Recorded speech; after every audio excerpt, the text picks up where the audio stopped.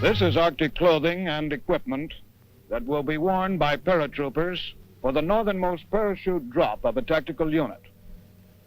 From Fort Bragg, North Carolina, men of the 2nd Battalion, 504 Airborne Infantry Regiment of the 82nd Airborne Division will travel by air to a point well inside the Arctic Circle, Thule, Greenland. To cover the activities of this battalion combat team, we will accompany them to bring you on today's big picture, Exercise Arctic Night.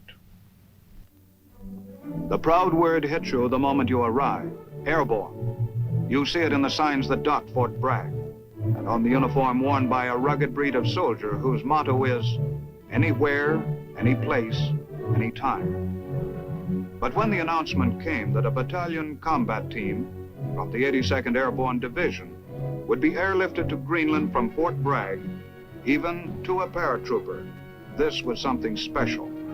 A tactical jump and maneuver in the frozen Arctic, only 900 miles from the North Pole.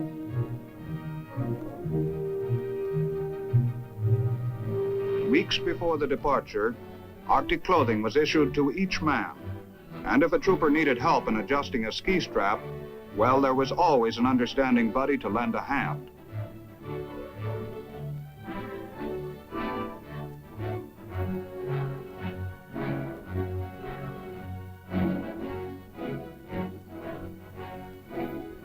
The specially issued clothing added up to a full wardrobe designed by Army scientists and technicians for sub-zero temperatures. As departure time neared, frequent inspections were made to ensure that each soldier had every item and knew how to maintain it.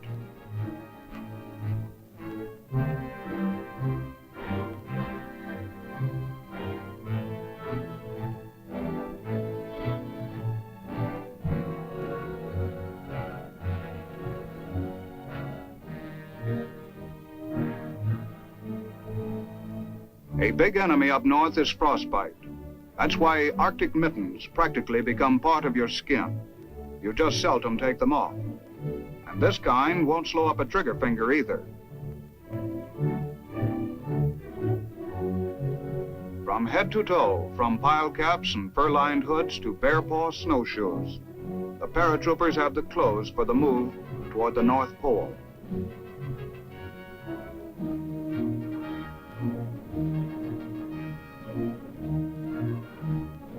The 10-man Arctic tent is also thoroughly inspected.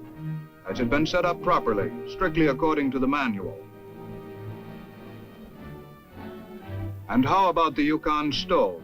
Chimney, door, valve, rubber tubing, everything is checked. Everything has to work right. If not, well, the Greenland weather can be mighty mean.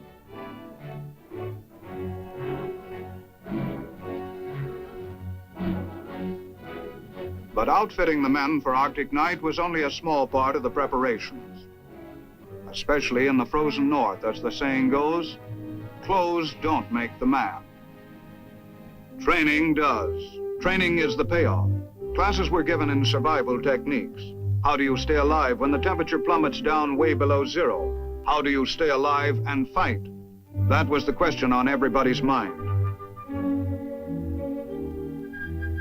In case you all don't know it, North Carolina is not exactly ski country, but that doesn't stop a paratrooper from learning how to be mobile on ice and snow. A straw-covered parade field serves as a beginner's ski slope. Many of the men have never put on skis before.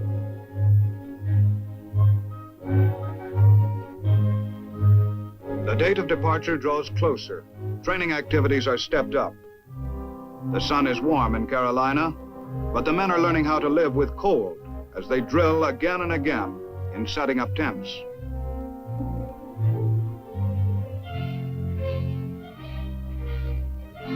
And installing the stoves, which will keep those tents, if not as warm as toast, at least bearable.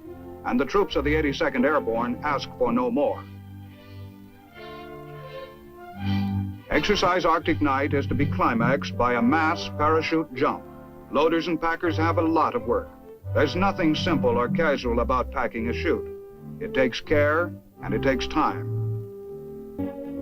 Since airdrops represent the only method of bringing in supplies quickly to an Arctic combat unit, many cargo chutes have to be made ready, along with those which will guide the troopers themselves safely down to Earth.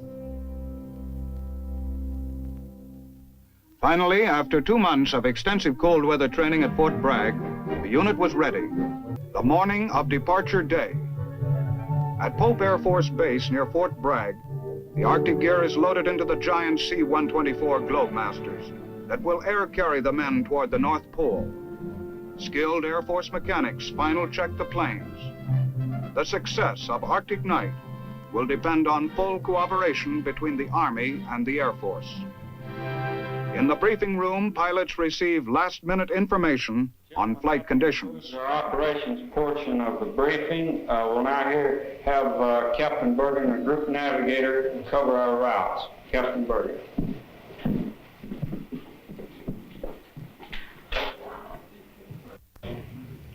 Gentlemen, I'm Captain Bergen. I'm going to give you the navigation phase of this mission. We'll depart Pope, go direct to Raleigh. Airways to Gordonsville, Sellingsgrove, Albany, Modulay, and Goose. Total distance is 1,415 miles. Flying time will be approximately 7.5 hours. Your alternate for Goose will be Ernest Harmon Air Force Base in Newfoundland. The next leg of your journey will be from Goose to Thule by way of Holstenberg Beacon. Total distance is 1,480 miles. Approximate flying time will be 7.5 to 8 hours. Your alternates for Thule will be Resolute, distance of 405 miles, or Sandestrom, a distance of 660 miles. Your primary checkpoint between Goose and Thule will be Holstenberg Beacon and Alpha intersection, 150 miles out of Thule. Gentlemen, the next portion of the briefing will be given by Captain Golar, who will give you the weather.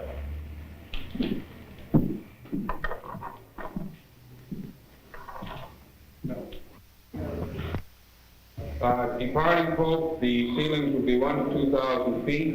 We'll encounter a little lower ceilings in this region here, and the ceilings will be 1,000 to 2,000 feet the rest of the way. The terminals, Goose, will be 3,000 broken, 10 miles. Wind 250 at 20 with gusts to 30. Temporarily, there will be 3,000 broken and 2 miles in blowing snow. The tops of the clouds in the vicinity of Goose will be 4,000, except intermittently 8,000 in scattered regions around Goose. Harmon, the alternate, 2,000 broken, 6 miles, wind 270 at 20 with gusts to 35. They will be intermittently 1,500 overcast, 1 mile in snow showers and blowing snow. The tops generally 6,000, except 9,000 to 10,000 in snow showers. Early on Tuesday morning, the last of the Arctic gear was loaded into 13 C-124 Globemasters.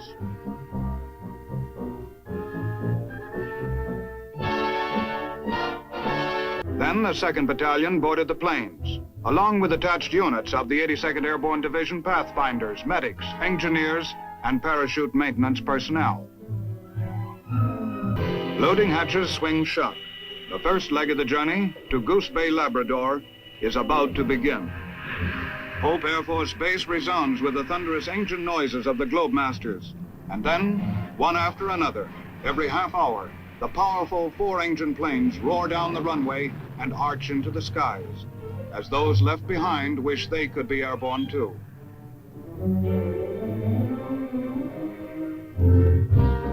It takes approximately 8 hours of flying time from Fort Bragg to Goose Bay, Labrador, and the planes plow through the clouds at a steady clip.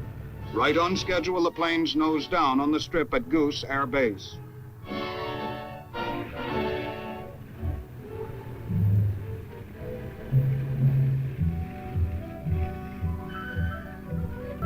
At Goose, there is a 12-hour rest stop. The Air Force will serve hot food to the air-weary troopers, while mechanics service and refuel the giant aircraft. Then, in the air again, for the final 8-hour leg of the journey to Thule Air Base. 17 hours in the air from Fort Bragg. A long, long time.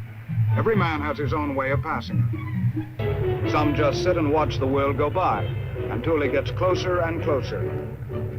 Yes, 17 hours in the air is a long, long time. But sooner or later, the pilot edges the huge plane down from the skies, and the 3,500-mile journey from Bragg to Thule is over. Close to a sign specially made for the occasion, the Globemasters roll to a stop. In a smooth, fast-moving operation, the planes are unloaded.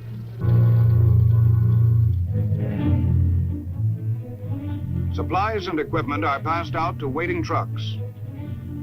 And the men lose the kinks in their legs as they come off the plane. It's good to be on land again. Instead of the rugged, bleak place the troopers expected, they found Thule, an air base in Danish territory, to be a well-set-up installation with fine facilities.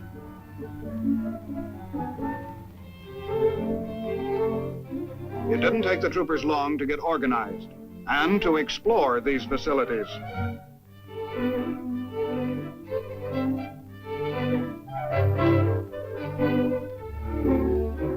And it didn't take them long to learn there were sliding ponds all over the place.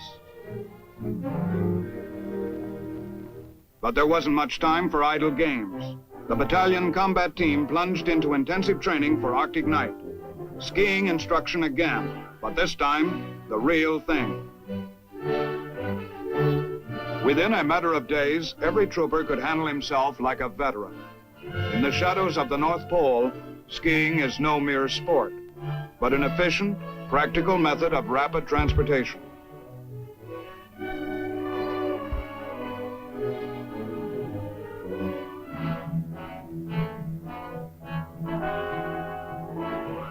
Soon afterwards, the paratroopers of the 82nd Airborne moved into the Arctic wasteland several miles from Thule. Here they were to take part in a 30-hour training phase, a preview of Exercise Arctic Night. The big picture camera crew, Lieutenant Jack Armstrong, Specialist Charles Kyle, and Private Don Wolf, followed right along. The mission of the infantryman is to close with and destroy the enemy. He must be able to survive in the Arctic and fight under sub-zero conditions. All this is learned by training, by doing, and the troopers did. The temperature was 28 degrees below zero during the bivouac, and the men put their Fort Bragg training to good use, putting up shelter tents in a hurry.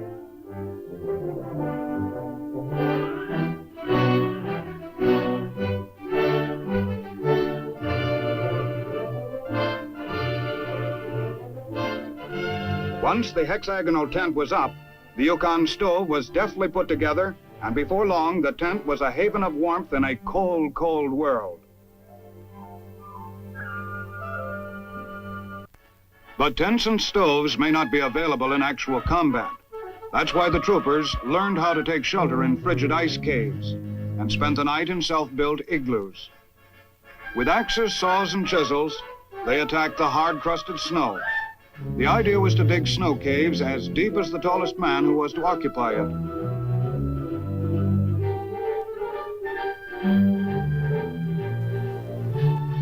It was hard work. After chiseling a sleeping shelf for each man on the sides of the cave, ice blocks were used for above-surface protection.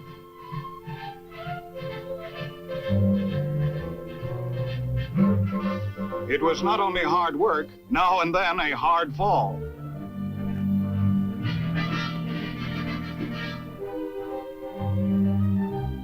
By early twilight, the last of the snow caves was finished. A chill wind blasted the hillside as the men of the 2nd Battalion buttoned in for the night. Temperature, 35 degrees below zero.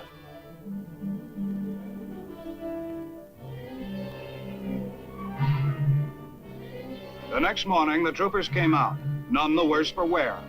The only heat in the caves had been furnished by candles or small burners and body heat.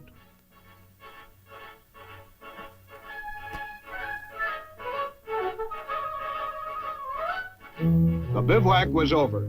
Tents were taken down. It took a longer time than at Fort Bragg. Work goes slowly in below zero temperatures where fatigue sets in very quickly.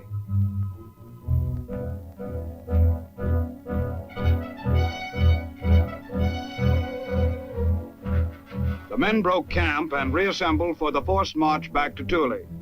Skill on skis really paid off now.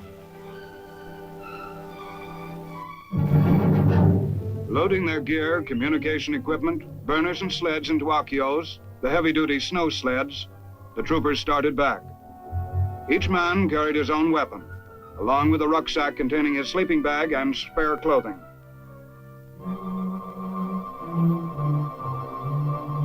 Although several Akios were towed by Army snow weasels, most of the sleds were pushed across the polar terrain to Thule by hard-breathing troopers working in teams. It was a test of endurance, but still just a preliminary for the big one to come after a brief weekend rest at Thule. Sure, some stubborn troopers ate ice cream, but most of them would just as soon think of other things for a while, like a cowboy chase on TV.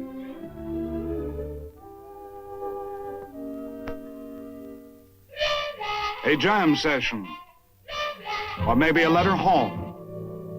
Using the magic of radio communication, some troopers even phoned home. The weekend was over. Early the next morning, the gear for the jump was stowed aboard the waiting Globemasters. Exercise Arctic Night had come. Arctic Night was designed to provide training under actual Arctic conditions. Commanders and key staff officers were briefed by the maneuver directors in a joint Air Force-Army meeting at Thule. Now, final arrangements were confirmed for the troop movement.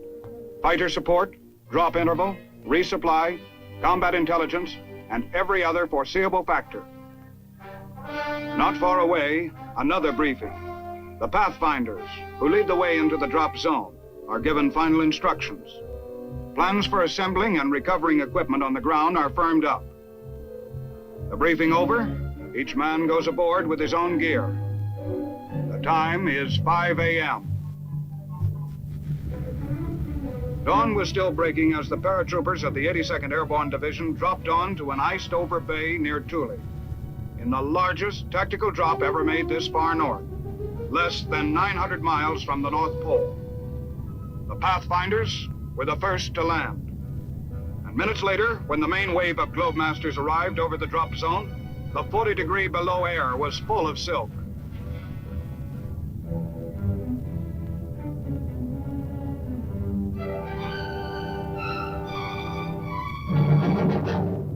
The drop went off with no casualties and very few minor injuries. Once on the ground, on the ice that is, the troopers quickly recovered their parachuted supplies.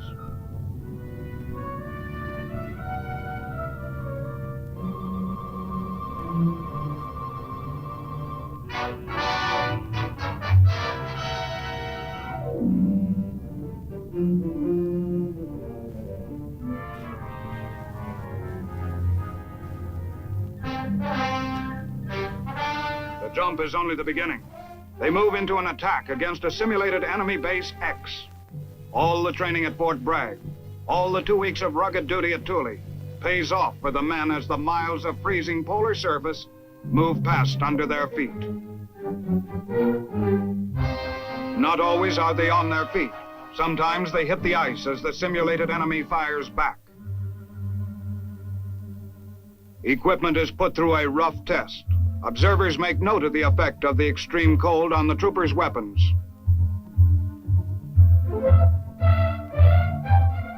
Some guns worked sluggishly at first. Priceless experience was gained in learning how to adjust weapons to weather as the paratroopers moved forward to capture enemy base X. By twilight, breath on their faces frozen into a fine spray, the exercise was over, and the troopers marched wearily back into Thule.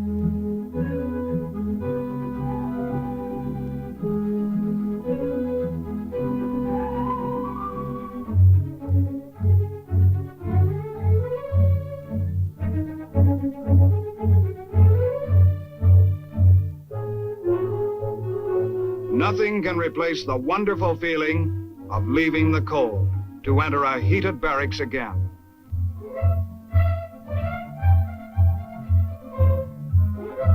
After cleaning their weapons and restoring the shine to their mess gear, the troopers relaxed with a magazine, a pillow, or just to compare blisters. And the showers did a thriving business too. A little bit cold, but nice.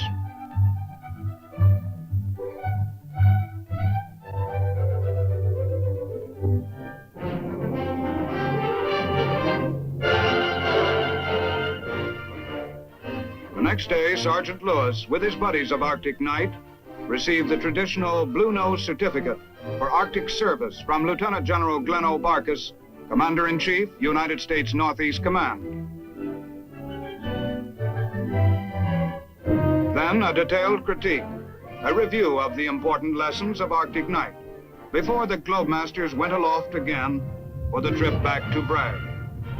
Yes, that proud trooper motto, anywhere, any place, any time, had proven itself.